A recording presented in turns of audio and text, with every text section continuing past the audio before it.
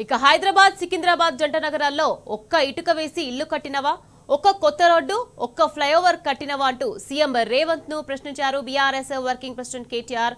ఉన్నయి కూలగొడుతూ విధ్వంసం చేస్తున్నాడని మండిపడ్డారు.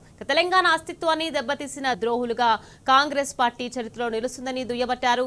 సికింద్రాబాద్ అస్తిత్వ పోరాటాన్ని శాంతియుత ర్యాలీని ఆపి తాత్కాలిక ఆనందం పొందుతున్నారని ఆగ్రహం వ్యక్తం చేశారు కేటీఆర్. సికింద్రాబాదు ఈ జంట నగరాల్లో ఒక ఇల్లు కట్టినావా, కనీసం ఒక ఇటుక పెట్టినావా? ఈ 2 ఏళ్లలో ఒక్క ఇల్లు కనీసం 2 ఏళ్ళు అయిపోయింది, చేయలేదు, మంజూరు చేయలేదు. ఒక్క కొత్త రోడ్ వేసినావా, ఒక్క కొత్త ఫ్లైఓవర్ కట్టినావా? ఏదీ లేదు. ఉన్నయి కూలగొట్టుడు తప్ప కట్టిందైతే ఏం లేదు. ఆ కూలగొట్టే క్రమంలో విధ్వంసం మాత్రమే తెలిసిన ఈ ముఖ్యమంత్రి ఇవాళ సికింద్రాబాద్ అనే పదాన్నే లేకుండా విధ్వంసం చేసే ఆలోచన చేస్తుంటే దాన్ని ప్రతిఘటిస్తూ ఇవాళ సికింద్రాబాద్ పెద్దలందరూ కలిసి ఒక శాంతికి మమ్మల్ని అందరినీ ఆహ్వానిస్తే ఇవాళ ఉదయం అందరం తెలంగాణ భవన్లో సమావేశం అవుదాం.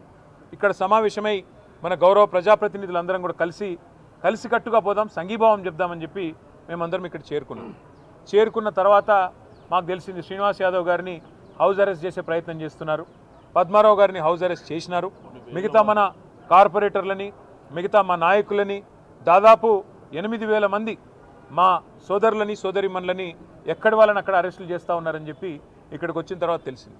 అందుకే నేను ఈ తుగ్లక్ ముఖ్యమంత్రి గారికి చెప్పేది ఒకటే, మీ అధికారం అపరిమితమని మీరు అనుకుంటున్నారు. అధికారం 5 ఏళ్లకు ఒకసారి ప్రజలు రెన్యూ చేస్తే మళ్ళీ వస్తుంది తప్ప మీ ఇష్టం ఉన్నట్టు తుగ్లక్ పనులు చేస్తూ పోతుంటే అధికారం ఎవరికి శాశ్వతం కాదనేది ముఖ్యమంత్రి గారు గుర్తుపెట్టుకోవాలి. ఇంకొక మాట కూడా ముఖ్యమంత్రి గారికి నేను చెప్పేది, మీరు మీ కాంగ్రెస్ పార్టీ శాశ్వతంగా మరి ద్రోహులుగా చరిత్రలో మిగిలిపోతారు.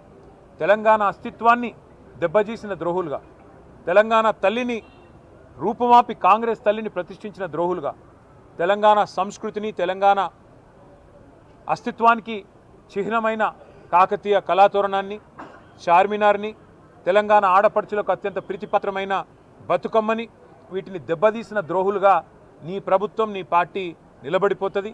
అదే కోవలో అదే వరుసలో సికింద్రాబాద్ అస్తిత్వాన్ని కూడా మీరు ఏదైతే దెబ్బతీసే ప్రయత్నం చేస్తున్నారో ఇది మీకు మంచిది కాదు. ఒకటి మాత్రం పక్కా, ఇవాళ మీరు ఈ ర్యాలీని ఏదో భగ్నం చేసి మా వాళ్ళని కొంతమందిని అరెస్ట్ చేసి మీరేదో సాధించినాము అని చెప్పి మీరు పైసా, ఇది తాత్కాలికం మాత్రమే.